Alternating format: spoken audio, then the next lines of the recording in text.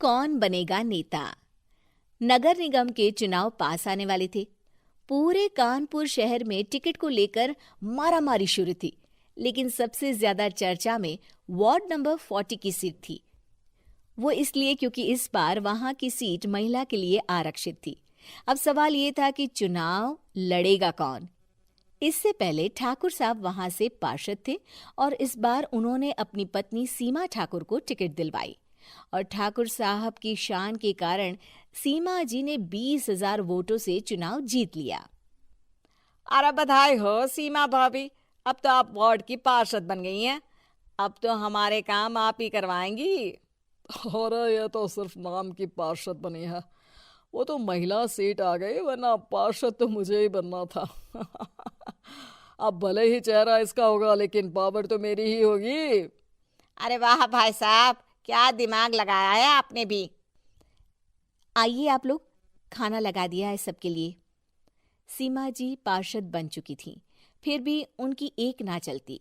सारे काम ठाकुर साहब खुद ही संभाल लेते और जहां जरूरत पड़ती वहां सीमा जी का अंगूठा लगवा लेते। सीमा जी ज्यादा पढ़ी लिखी भी नहीं थी। एक दिन ठाकुर साहब और सीमा एक प्रोग्राम में जाते हैं। अरे ठाकुर साहब, आप आ गए।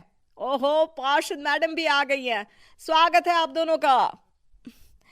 लगता है हमारे पार्षद फंड का सही इस्तेमाल हो रहा है। चलिए अब उद्घाटन करते हैं। ये लीजिए ठाकुर साहब कैची, आप ही सबसे पहले प्रवेश कीजिए।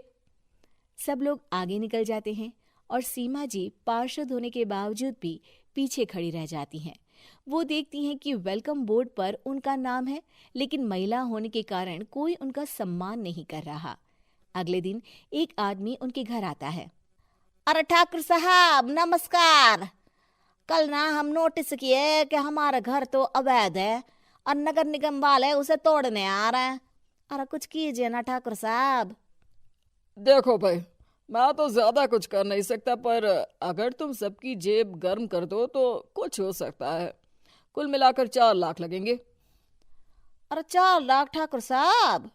अरे भाई, मैं अपने लिए नहीं मांग रहा हूँ। दरोगा है, इंजीनियर बाबू है, बड़े साहब है, सबको देना पड़ता है ना थोड़ा थोड़ा। बोलो है मंजूर?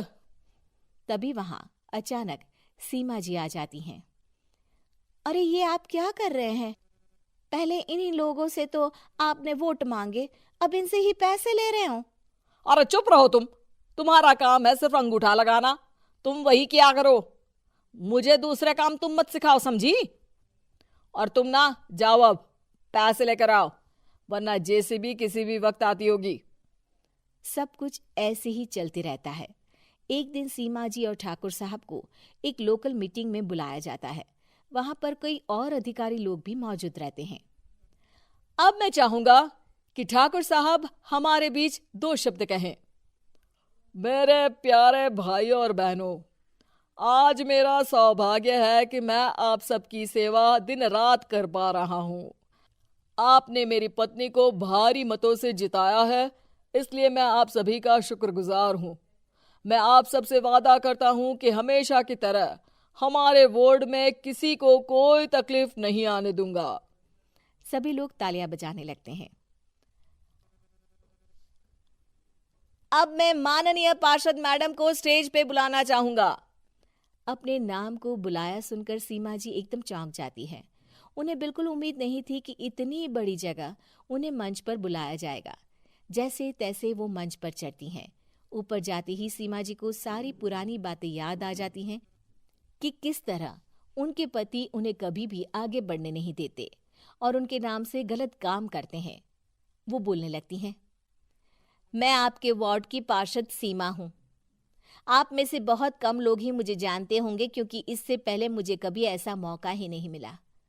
सारे मौके मेरे पार्षद पति यानी आपके ठाकुर साहब ही लेते रहे, लेकिन आज ये मौका मुझे मिला है तो मैं इसे ऐसे ही नहीं जाने दूंगी। मैं आपको ये बताना चाहती हूँ कि आपके ठाकुर साहब मेरे नाम की आड़ में गैर कानूनी काम करते हैं, जिस पर अंगूठों के निशान मेरे होते थे। इसीलिए मैं अपनी गलती मानती हूँ और आज अपने पद से इस्तीफा देती हूँ, ताकि आगे से कोई गलत काम ना हो पाए। अब फैसला आप सबके हाथ में है कि आप हमें क्या सजा देना चाहते हैं। सीमा जी की बातें सुनकर ठाकुर साहब के चेहरे का रंग उड़ जाता है और वो शर्म से मुंह नीचा करके वहां से चले जाते हैं और पद से इस्तीफा देकर ही सही सीमा जी अपने आप में आत्मविश्वास महसूस करती हैं। वीडियोस बनाने हैं, फिल्मोरा है ना।